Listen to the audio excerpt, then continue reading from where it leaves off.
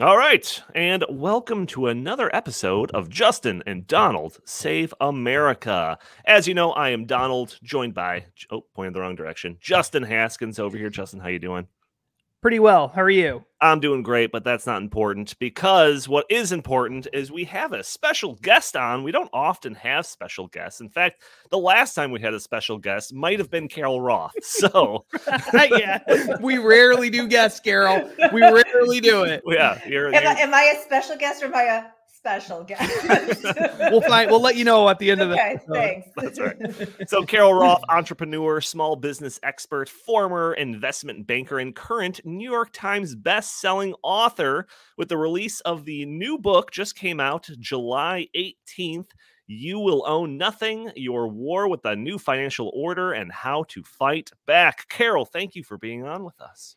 Thank you for making me a 2-time special guest. I appreciate it and excited to be with you guys. We've been chatting a lot behind the scenes over the past month, so it's fun to let everybody in on that conversation.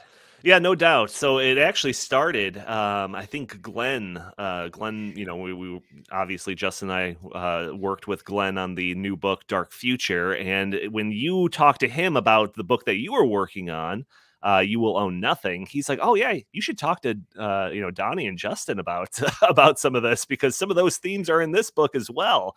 So yeah, we've been talking back and forth a little bit over the last several months about some of this content. And we were just saying before we hit record on this that, like, this is the content that people should be talking about. Like, how many discussions do we have to have about, now I'm showing the behind the curtain, the conversation we just had before we hit record, but how many conversations do we have to have about some of these topics that have been done to death? Whether it's, CRT or minimum wage laws or something like that, when we have like the whole balance of the new economy and society of the future hanging in the balance with all of these things. But, we'll save that for Justin and Donald Save America on YouTube. That's where the real conversations happen. So. There's that meme with the guy who's like looking at a woman and like making that face, and his girlfriend's like, what are you doing? And I have my own version that I put out all the time. And it's everyone looking at stupid stuff. Yeah. And then the important stuff being like, what are you doing? And I feel like that's the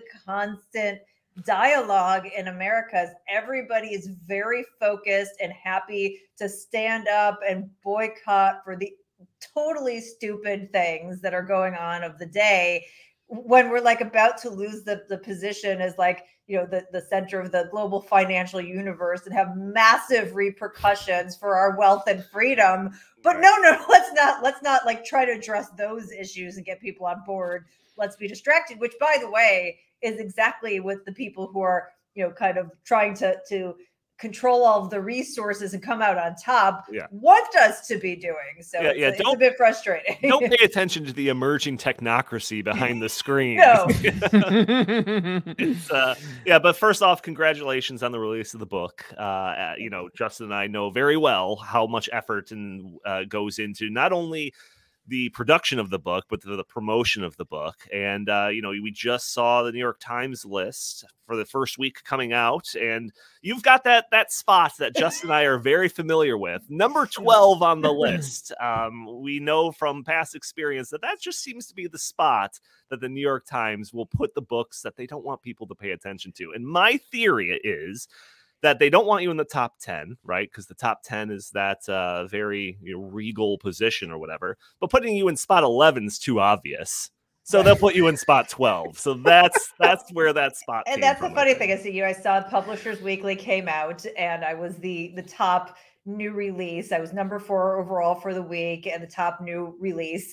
And then there were like 3 other new release books that, like, one of them that I outsold by double and whatnot, that all got pushed up the list because they were more socially acceptable. But to be perfectly honest, I was incredibly surprised that they put me on the list given the content of the book. Even though I had been on one time before, and I guess that helps you a little bit.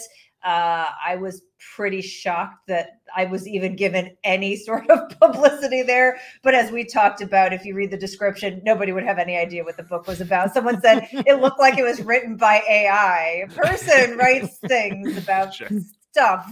check it out. This is my compelling, go buy this book on the New York Times bestseller list. But I'm really pleased, and I'm sure you guys probably feel the same way. I think what people don't realize is that, probably all of us on this call, like none of us are getting rich off this book. We're all probably making the same thing, whether it sells one copy or, 50,000 copies. Like there's sort of a baked in, guarantee that you get. And so it's really about getting this information into people's hands. And what this validated to me, because not only did I have the #1 best-selling hardcover book, but I had about 45% of my overall total, which isn't counted, in audiobooks, which is like unheard of. Yeah. And so it means that people want to consume this information if they hear about it. Now, obviously not enough people, the media is kind of making it harder to hear about these things. But these are the topics that are important, and people want to be informed, and they want to be able to fight back and not just get drawn into the culture wars discussion. Quick question. Did you record the audiobook?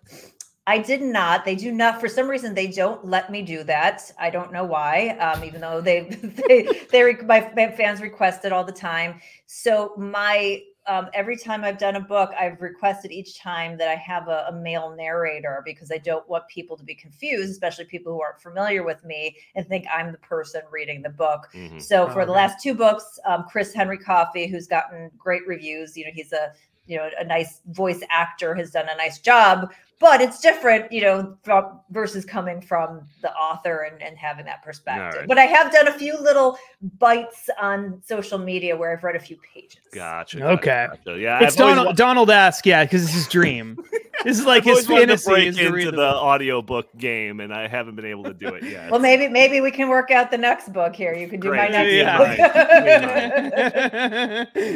Yeah, that's great. Yeah, congratulations on the success. I mean, I don't think people understand how much work it is to do a book, and the research and the time and everything that it takes. I mean, sometimes you'll run into something where you really want to say something. You're in an important part of a chapter. You really want to prove a point, and that you've heard something somewhere from someone.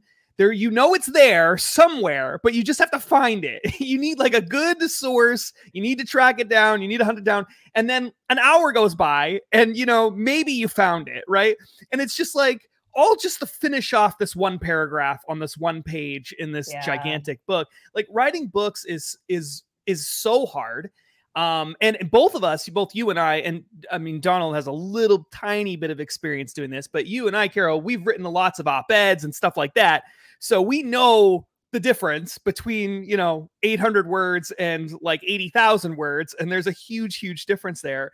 So, I mean, what would you say is what was the biggest challenge in writing? I mean, this is a topic you talk about all the time, but what was the biggest challenge for you in putting this together? Was it organizing it or finding certain things, or, what was the biggest challenge? This book was amazing because I had all of these ideas. Glenn was the first person I reached out to, and I said, Glenn, I'm seeing these things and I know there's a tide there. Like, am I on the right path? And he's like, yes, go deeper, push me. And, that's when I'm like sitting with all this stuff running around my head. And I got that "you will own nothing" tide that just like hit me on the head. So I knew pretty much what I wanted to cover. I'm a crazy consumer of news, and I have a semi-photographic memory. So I will remember, like you were talking about, Justin, certain tweets and things that have happened. And then the problem is remembering the exact wording, like, oh, I thought it said this, but it said something slightly different. So you could go back and refine where that was. But then it's all the verification of it is, okay, how do I verify this, 10 ways to make sure that that's happening the correct way? And then also, how do I explain this in terms that somebody who's both a novice and a pro are going to be able to consume? And that's, I think, sort of a unique challenge, is that, I do connect the dots on these like very complex economic and financial issues. And sometimes it's to somebody who has no idea what's going on. And sometimes it's to Wall Street pros. So I have to find that balance. So that's been really challenging. The other thing, and guys, if and when we ever talk about a next book, please don't ever let me do a chart again in my life. ever. So this was a problem with my last book, is the charts. Like, for whatever reason, publishers just don't understand financial charts. And so I knew it was a problem, and I flagged it. And I can't even, I'm going to just spare everybody the pain and the details, but let's just say, making sure the charts are right, because even something, when you go into the databases, there's so many similar series of information. So you want to make sure that you pulled the right one, but then getting that portrayed correctly and making sure it's the right series and labeled. And charts, I'm never doing charts again, please. ever. Charts are the bane of my, that's going to trademark that. Charts are the bane of my existence. Yeah, as a layout guy, I fully understand that. So, yeah. I mean, I'll just share one little detail with you. Like, the first pass, they wanted to have like this cute little like layout. So they put the titles of the charts like somewhere under the chart in like a shaded box or something. And I'm like, no, this is like a Fred chart. Like, you can't do that. You don't have the liberty to just be like, oh, let's make a cute layout for the title of the chart. Like, please stop doing this. Yeah, so that's kind of interesting what you're saying in there, because that ties into kind of one of my basic questions that I wanted to ask, which was kind of like, like, why did you want to write this book on this idea of you own nothing? And it kind of seems like that umbrella thing kind of came secondary to all the other stuff that you thought was important to kind of get across. It did. It was sort of, I walked into the connection, is that I saw all of these different things happening, whether it was social credit or business social credit in the form of ESG, the debasement of the dollar, the central bank digital currency, Wall Street competing with individuals for their homes, hedge funds and very wealthy people buying up land and water rights, millennials struggling even though they're earning more, like all these disparate things. And they were all these like kind of barriers to wealth creation, to freedom, to individual rights. And I'm just like, what is this connection? And that's why I said that the you will own nothing tie hit me. And then I was able to sort of reverse engineer into that. Like, oh, isn't that interesting? Isn't that interesting that the people who are wealthy and powerful and well-connected are predicting the end of private property? And I know that ownership creates wealth, and that's kind of a staggering statement. And oh, isn't it weird that they say you'll own nothing and not will own nothing? Oh, and then they're telling you you'll be happy, when we know throughout history people who didn't own things were unfree and unhappy and many times lost their lives. So it was really like I had all of this information, and it was like, what is that connection point? And then once I found it, obviously it's very compelling, because a lot of the things that I talk about sound highly conspiratorial. And so it was my mission to take the conspiracy element then out of the discussion. And I think this is advice that Justin gave me. I'm not sure if it was for this book or the last book, so at some point in our discussion.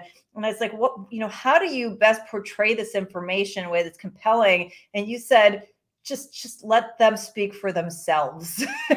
And so going in and going to the financial statements, the 10Ks and the annual reports of companies that are looking to purchase houses and rent them back to the middle class, I just printed portions of those statements and let them say that. I printed BlackRock's CEO letters and their shareholder letters. And so where I could, I just let those people speak for themselves because of your fantastic advice, Justin. And I think that really helps to take the conspiracy out of it, because where I had the choice, they were saying what they were saying, and or I was sourcing it from a very, corporate press, mainstream media type of source. And so it's kind of hard when people are like, oh, well, that's conspiratorial. It's always like, well, what element, New financial world order, like Joe Biden talked about it. You talked about a dark future. I talk about it in my book.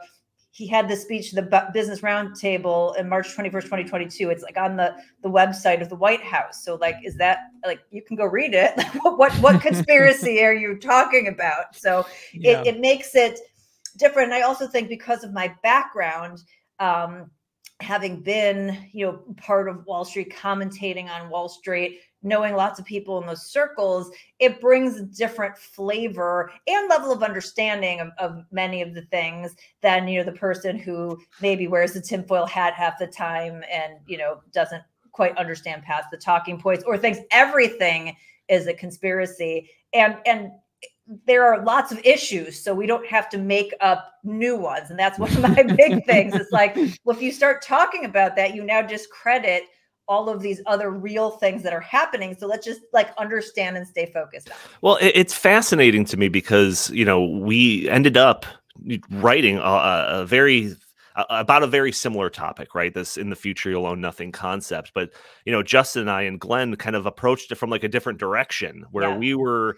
especially with the Great Reset book, we were very deep into the ESG, into the Great Reset, stakeholder capitalism, all of that. So we were very aware of all the different writings, the World Economic Forum people and Klaus Schwab and all of that. And then we came across the article, it's now infamous article, that they removed from their website. That was, the year is 2030. You will own nothing, have no privacy, and you'll be happier than ever, or something along those lines. And so then, that became that's how I approached it. And I was looking at that stuff and then just realizing that all the technological advancements that were coming along were basically ushering in a world where that was a very possible scenario to unfold. And so now when I'm seeing kind of your path towards this, and then our path towards this, coming from different directions, but still meeting at that same point, just makes it seem like that point that we're meeting at is a very important one. So I find it very fascinating, kind of how you came upon this. It was. So, and for, everyone out there, people have been buying Dark Future and You Will Own Nothing together on Amazon. They will actually suggest those together, and they make the perfect bookends. And it was so interesting to me as I got the early read copy and I was going through it. It was like, okay, so we've honed in on some of these specific instances or specific topics. And there's one sentence that's part of it is the same in a totally different set of deep dives. And so you will learn so much. Each one will set you up with that base knowledge for reading the other, and you can do it in either order. But that was really fascinating. And I was talking to Glenn on his show a couple of days ago about movements like the degrowth movements and all of this repackaging of these concepts. They take the same "you will owe nothing and be happy," and now they put a new label on it. And now it's also the old one, because it started in the 1970s, as did Klaus Schwab's stakeholder capitalism. So it's true. We're seeing where all these paths interconnect. And every time, and I'm sure you guys feel the same way, every time it's okay, here's this person with this lunatic idea. Let me see who they're connected to. And every time it's the same cast of characters. So at some point, I'm all for coincidences. I know they exist. But when it's the 12th time, that's the same people with these, levels of insane ideas, then you're okay, this is not a coincidence anymore. Right. Yeah, no doubt. Yeah, the some of the concepts that are that you kind of run throughout this book, I find fascinating. One of them, I was probably going to get into this later, but I'll bring it up now, is the idea of decentralized control versus centralized control, and this is throughout a whole bunch of the different chapters that you talk about, and it's this idea that when let's take housing, for example. The idea of there being a rentership society or something, and this idea that you don't actually own your house, you're renting it from somebody. It's that idea alone isn't necessarily the worst thing in the world. Obviously, there's some financial issues, and you're not benefiting from the value of the house, all that type of stuff. But when it comes to the power and control of it, if there's a landlord that's telling you what you can and can't do in your house, well, there's a billion other landlords that you could rent from. But so that's a decentralized control, or a decentralized way of approach. But, when you have these big corporations that are owning tens of thousands, hundreds of thousands of rental homes, and they're top down dictating how you can live underneath their households. That's a very centralized control, and it gives them all levels of power that aren't constrained by like the Constitution or any like limitations on government or anything like that. And that is a terrifying thing. And not only are we potentially seeing it housing, but across a bunch of different industries and domains. So can you speak to that a little bit? Yeah, this was probably one of the most interesting things that I found. You know, I'm sure you guys had the same experience. When you write the book, you actually learn a lot because you have this like foundation of knowledge, but then you go deep and you're like, huh.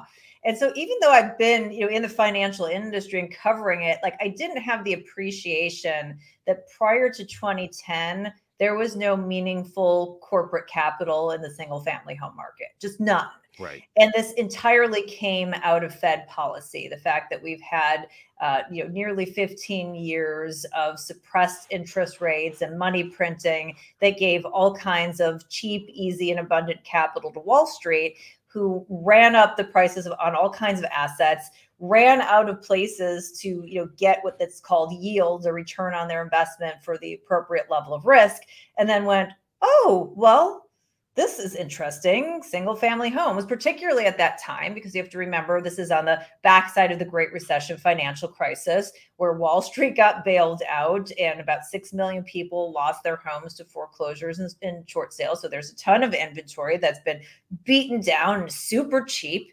And so, you know, that really attracted the attention. And like you said, it wasn't in a free market way. It wasn't like this was something that, you know, people were demanding, like, oh, I really wished I had a corporate landlord that would compete with me and take away like the largest asset on my balance sheet so I could give them the money.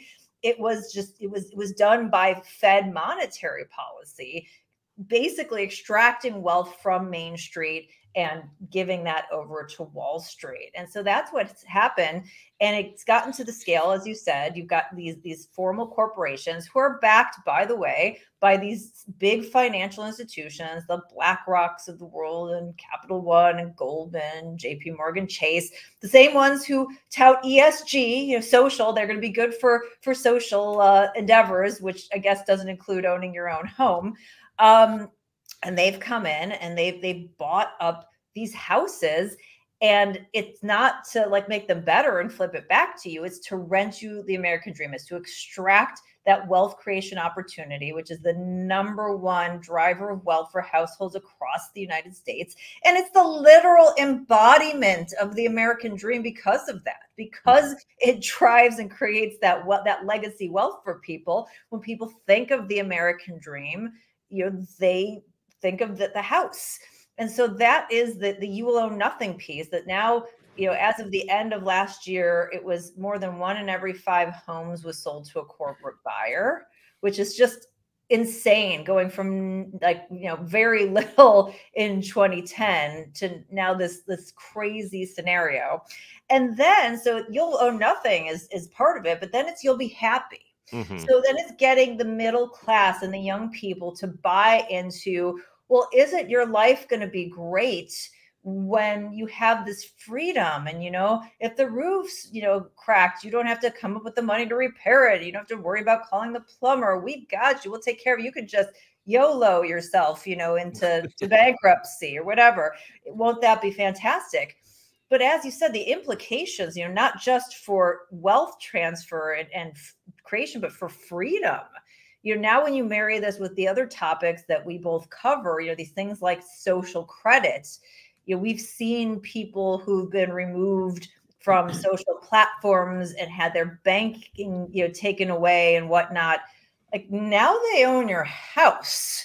So what happens if they say, sorry, we don't like what you stand for. We can't have you living in our community. Sure. I mean, just think about the implications there. And also, you know, with the Biden push to like eliminate anything that makes your life better, right? They don't want you to, you know, have ice or, you know, a refrigerator or what, you know, whatever it is, a gas stove. That if you get the corporations to buy into this, it's much easier for them to control that and make sure that people are following with those mandates and getting those put in places, because you have this large corporate infrastructure that says, okay, we're going to do this, and enforces the issue. So it just has so many implications for freedom, for individual rights, for wealth creation. And I don't think, again, that it's one thing that people are really like focused on. Like, why are we not marching on Wall Street, or why are we not marching on the Fed about this, about them, taking away the American dream because the Fed enabled them to do this? And like you said, I don't mind that there's some level of rentals that are based on market demand when it's a fair playing field, but they have slanted the playing field. That's not capitalism. And when you add in all of the federal and local regulations that increase the prices to build homes, that create the impossibility of building homes because of zoning laws, when you mess with the labor force, so there aren't enough people to build homes, even if you wanted to, we get this issue, and you get these despondent young people who are like, this isn't going to be part of my future. So of course they're going to buy into these degrowth movements and this own nothing movement, because they don't think they can get it. So they're just like psychologically trying to come to terms with that, instead of us saying, yes, this is something you can achieve, and you work hard and you can participate in this. It's like, sorry, but you'll have nothing, but you'll be happy. It's just so anti-American. Yeah. So just because, there's so many young people who I don't think fully appreciate and understand how important this consolidation of wealth and property is. So I'm a millennial. Technically, I'm on like the older side of that, but I am technically a millennial. I know lots of other millennials. My wife and I just bought our first home within the past 2 years, year and a half. Thank you. Right at the peak of prices. Right. I mean, actually, it was, maybe. It wasn't too. It actually wasn't too bad. But we, when you go through that process, one of the things that it is kind of a totally different mind. You're changing your mind about everything, right? I mean, initially, so we've been together for a very, very long time. We met as teenagers. We've had our own apartment since way back then, right? And so we've always rented. We've rented for a very, very long time. That's all we've ever done is rented in lots of different places, lots of different states, even different kinds of apartments. We've always rented. And then when you do have to start paying for all of these things, like, fixing the roof and doing all this stuff, replacing the water heater, right? There is this like mindset of, oh my gosh, like now we have to start accounting for all of that, right? But the thing that, I think a lot of people struggle with is that when you're giving money to the landlord, you are not in any way contributing to your future wealth at all. Yep. You're contributing to the landlord's future wealth, right? Correct. Or current wealth. We're not contributing at all to our own.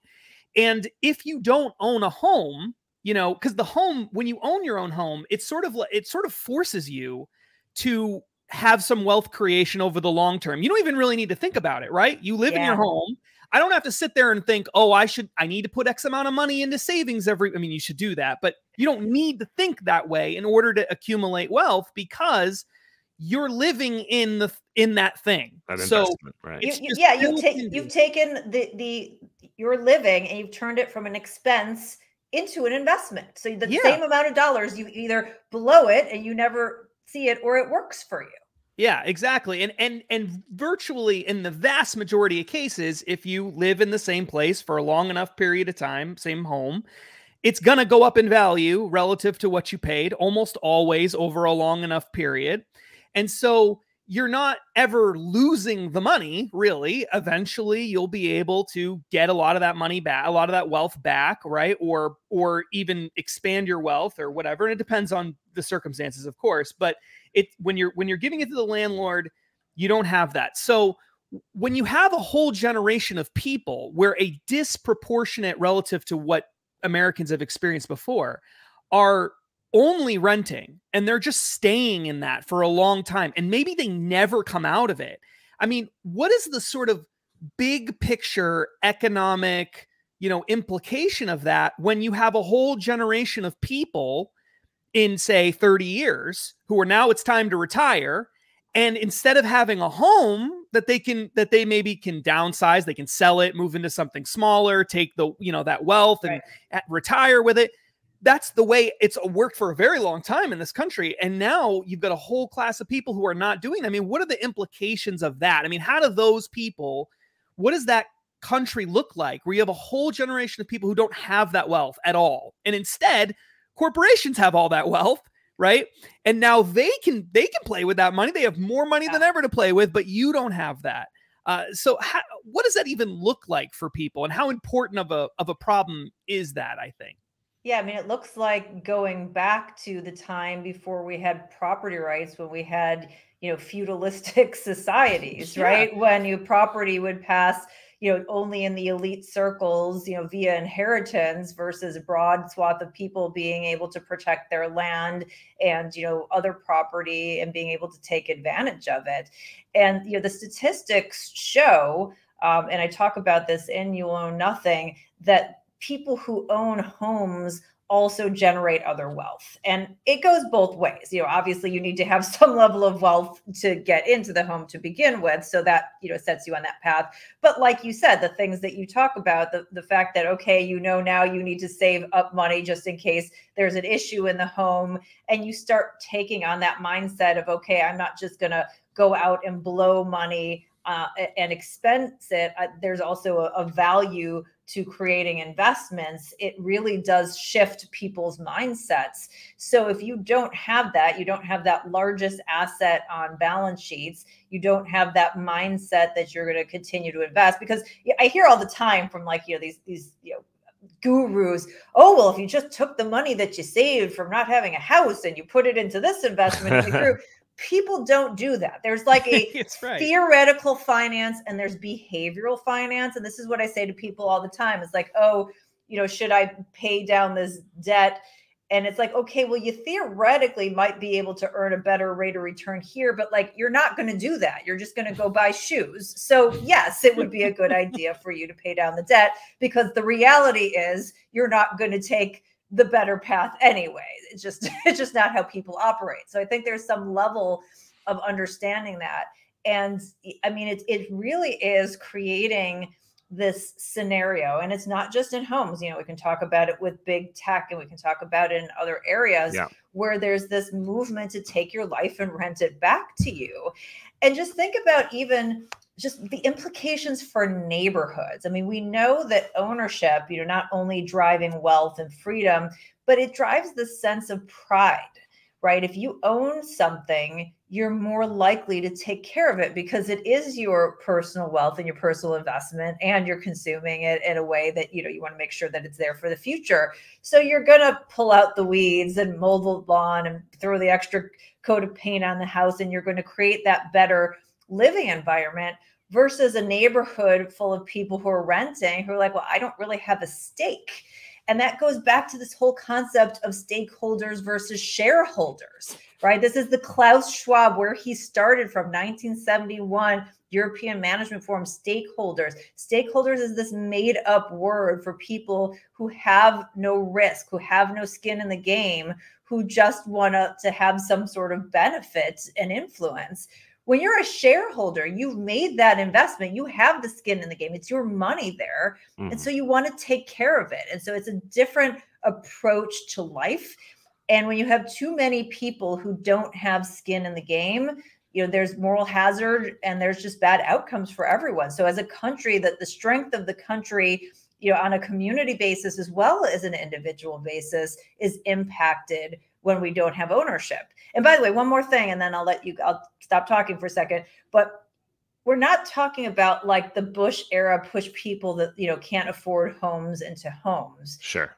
This is to get yourself in a position and to perhaps you move somewhere else so that you can think about this asset ownership in a responsible way. It does you no good to overstretch and to pay into something and to lose it. Like it doesn't help you. We're talking about responsible ownership, but having that as the goal, as a way to, generate wealth for yourself and for your family.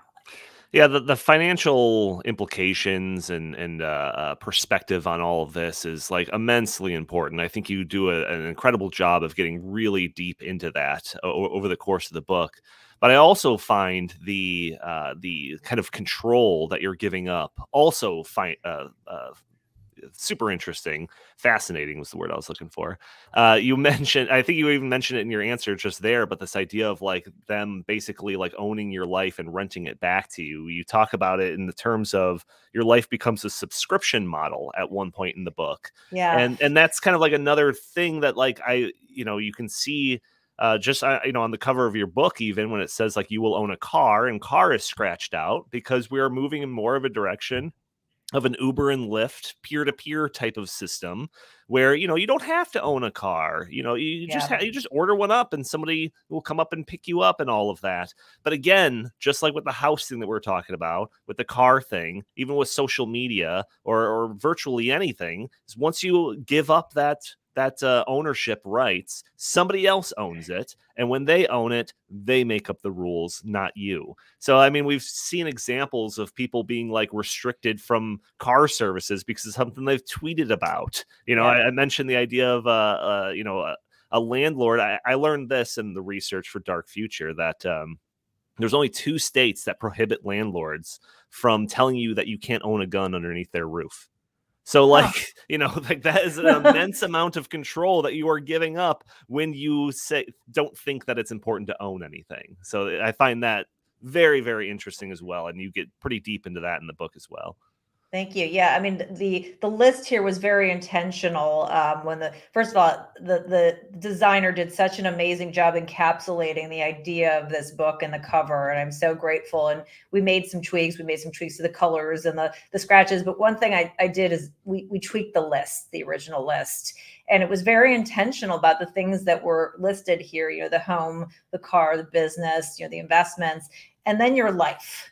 Right. And, that goes in sort of multiple different ways, your life being that indentured servant and having the freedom, or perhaps it's, owning, and I hate to use the word with people, but I think you'll all understand the spirit of this, owning your kids and this, the state wanting to take over, being the one who gets to make decisions about your children and not you. And then when you get to this whole degrowth scenario and just the ideas around depopulation and some of these other insanity, that kind of date back to history of the people under communist regimes who lost their life. I mean, there's a figurative and a literal piece to that as well. Mm-hmm. I have a question real quick, Donnie. So I know that, there's so much information in the book. It's not, I don't know that there's anyone who could read the book and come to the conclusion that this isn't happening. Like they just read it and they're like, nah, I don't think so. Like, I actually don't think there's a consolidation of wealth, like that's not possible. So one of the things that I get asked a lot, not necessarily within this context, although sometimes it is, when I'm talking about just scratching the surface of the stuff that you dive really deep into this book. Why do you think that this is, what do you think the motivation is behind for the people who are the key players in all of this? Do you think, is there a singular sort of motivation? Is it like lots of different motivations? Why is this, some people are just trying to make money, right? Like any way they can. And like, that's what this is. But is there any other motivations, that you found in your research? If you had to guess, and there's some speculation here, sure. What do you think is going on for the reason that these corporations and asset managers and all these people are moving in this direction as opposed to what we saw, say, 30 or 40 years ago? So the thesis that I lay out in the book is the shifting of the global financial order is the catalyst here, that we were in a very different position financially, both domestically and on a global stage 30 or 40 years ago, being very dominant. One of the things I start out with is a history of of these sort of global financial orders and being in the pole position of the global financial universe. So, I think that it was the US, for about 80 years, British before them, the Dutch before them. So this is something that happens on a regular basis. And the same kinds of things happen over and over again. And one of them is obviously the country that has that pole position takes on too much debt, and that debt begets a level of desperation from the people in power because they can't use the same mechanisms that they've used before to drive their power and their own wealth. So I think that when you have these students of history that see this happening and they see all the neon signposts that are happening in the world with de-dollarization and countries looking to use other currencies and getting rid of their reserve currencies, plus the genius move of the Biden administration and freezing access to freezing Russia's access to their reserves after they invaded Ukraine. Hard to be the world's reserve currency when people, don't trust you in terms of allowing access to those reserves. Kind of just like we don't trust, the Fed to necessarily allow us access if they were to fully control the money supply. So I think you're seeing like, okay, things are shifting. And so if you're somebody who's wealthy and well-connected and you see that stakes are shifting and the status quo is going to be changed in some way, do you just go like, oh, well, it's been a good run. I hope it's going to work out for me. Or do you go, oh, Jesus Christ, something's going on here. I better figure out a way to make sure that we're on top. So I think it's like, this is, again, really basic, simple stuff that's not very hard to connect the dots to. And I think there are different motivations, and I know I differ from other people. There are people who think that there's like a group sitting around the table being like, how do we take away their freedoms? I don't think that's the starting point. I think the starting point is like, how do we make sure that we have control of everything? And then they come up with a bunch of stupid ideas, and within that, things like ownership and freedom get sacrificed because of their purpose. But I don't think that's the starting point. That's my personal take, my sort of non-conspiratorial take on sort of what's happening there. So. Yeah, I mean, I wouldn't disagree with any of that. I mean, I think Justin, you and I have had conversations about like Klaus Schwab, and we've made jokes about him being like a James Bond villain. But like, I think you can make a reasonable case that he is a true believer in the stuff that he's saying, and he doesn't believe that he's doing it for nefarious purposes. He just thinks that if there's going to be somebody that's at the control panel that are making the decisions, it would be best if he was doing it. It would be best if that control panel was elaborate as possible in terms of the control. So yeah, and he's gotten very wealthy doing it. And it's funny, they'll sit around and talk about how CEOs are too highly paid, and he gets 1 million Swiss francs, which is about the equivalent of $1 million. And then, has, the folks in Davos that their security teams, taking care of their forum and, kind of free riding off of everybody else. So it's very much like rules for you and not for us, or, Orwell's, all animals are equal, but some are more equal than others. It really is that come to life. And so that's sort of my intention. I know there are people who think, or my belief. So I always say it's not that it's so much intentional, but it's deliberate. They come in with a different set of circumstances, but the things that they are doing are clearly deliberate and clearly destructive. Yeah. And frankly, again, if they had a brain cell, like I believe in abundance and I believe in free markets, and that, if the pie grows, it benefits everyone. If they really believed in that, they wouldn't do this. It's, the Henry Ford model. Sure. I'm going to make these cars, but I also have to make sure that everybody can afford to buy the car. They don't see it that way. Like they have this limited resource mentality, and I'm going to corner the market on that. And, what they're going to end up doing is just making it bad for everybody, instead of, like, it's not even going to be like, oh, well, we're going to shine and be amazing. It's just going to be a dark future. It's going to be that regression. It's going to be that movement backwards for them too. And the fact that they can't see that, I think, is probably the most frightening part. Yeah, no doubt. And I feel like we could probably have another hour-long discussion on just that idea. And there's so much more in the book as well. I mean, we didn't even scratch the surface when it comes to the sections on the the de-dollarization and CBDCs or even social credit scores. You got a whole bunch of stuff in there about social credit scores and just the connection to all of this and COVID. There's so much in this book. And like, so you got to pick it up. The book again is called You Will Own Nothing: Your War with the New Financial World Order and How to Fight Back. Obviously, this is available on Amazon. But is there any other places that you want to point to people to go to as opposed to that, or should they just go to pick it up at Amazon? So I'm a capitalist, and I want the information to get to you. So whatever's the easiest for you is always the right answer. But I do think there is this sort of level of walking through life intentionally. So the first thing is, if you want to actually own something, own a physical copy of the book, own a hard copy of this book and Dark Future. We know, I mean, it's not a joke. They go back in and they change books if they're in other formats. Sure. So unless someone's crawling into your house with a scissor, they're not changing this book if you own it. So if you want to know what I actually said and not what somebody else changed it to in the future, you'd want to do that. And then in terms of buying it, there's bookshop.org. Is a great way if you like to shop online. They'll fulfill from a local business bookseller, or you can go into your local community and request one from your local bookstore, or even one of the larger chains who are still struggling a little bit, but still part of the community. It's just a good way, again, to kind of keep that idea of decentralization out there, because if those go away and it ends up being just Amazon, then one day they're going to go. I mean, as we know, they've already done shenanigans. They didn't release my reviews the first multiple days. They still have some that they're holding from people who are honest to goodness reviewers. I know that there's been some shenanigans with the audiobook and you guys. So do you really want, that one corporation to be the only place where you can get a book? Yep. So up to you, but that's just things to think about. No doubt. Is there any other places that you want to point people to kind of see more work that you're doing, or anything that you want to pitch?